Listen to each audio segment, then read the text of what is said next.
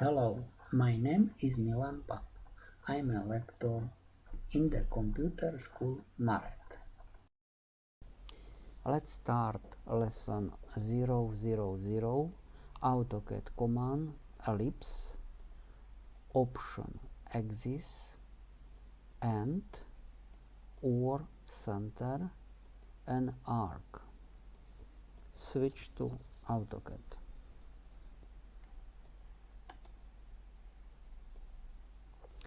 Menu draw command ellipse option axis and this command draws ellipse.